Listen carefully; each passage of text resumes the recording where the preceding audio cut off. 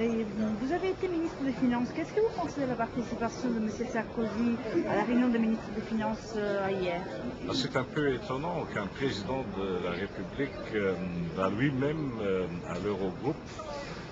Apparemment, M. Sarkozy n'a pas confiance dans son propre ministre des Finances. S'il doit expliquer tout lui-même, il a encore beaucoup de travail devant soi. Or, il faut constater que le déplacement de M. Sarkozy n'a pas beaucoup impressionné les ministres de l'économie et des finances. Le fait est que M. Sarkozy était membre d'un gouvernement qui s'est engagé il y a 2 ans à réduire son déficit jusqu'en l'an 2010. Président de la République, M. Sarkozy a renié ses engagements antérieurs et maintenant il nous dit 2012. Si M. Sarkozy présentait maintenant un programme de relance économique avec des investissements, avec des mesures dopant un peu la consommation, notamment des couches les plus défavorisées, on pourrait à la rigueur accepter cela. Mais qu'est-ce qu'il fait? Il donne des cadeaux fiscaux aux plus riches des Français. Or, chacun sait que les cadeaux fiscaux ne vont pas doper ni la consommation en France, ni la relance économique. Donc, il met en péril la stabilité et de la France et de l'Europe pour tenir ses engagements envers son électorat. Et c'est franchement scandaleux. Et justement, à votre avis, on doit se faire des soucis par les précédents, ça peut créer, la licence qui peut être suivie par d'autres États pour faire la même chose, quoi.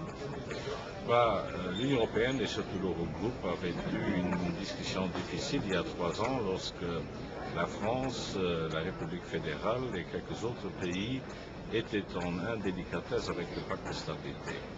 À l'époque, le groupe socialiste a beaucoup critiqué le pacte de stabilité et nous avons demandé une révision de ce dernier.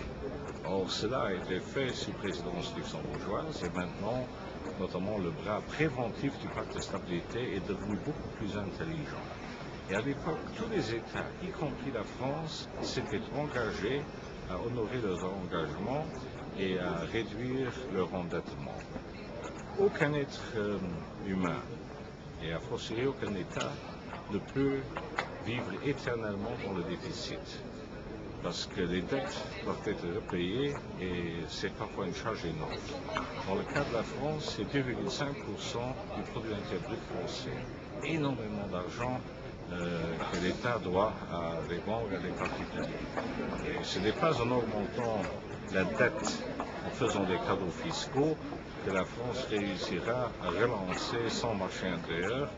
Et si la France ne le fait pas, l'Europe en pâtira.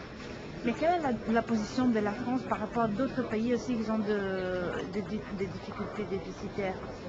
Mais il y a d'autres pays qui ont également ces problèmes. Mais ils font énormément d'efforts pour réduire leur endettement. Regardez la politique pratiquée par la Belgique, même par l'Italie, surtout l'Allemagne qui est en train de redevenir un pays qui ne vit plus dans les déficits, dans le déficit spending.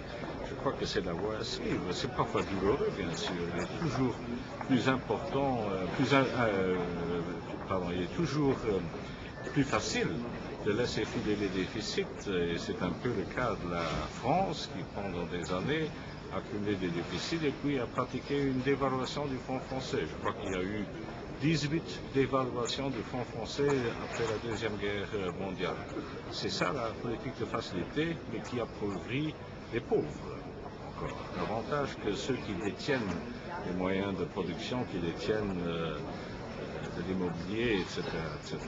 Donc c'est une politique somme toute irresponsable et qui, à l'heure de l'euro, notre monnaie commune, n'est pas de mise.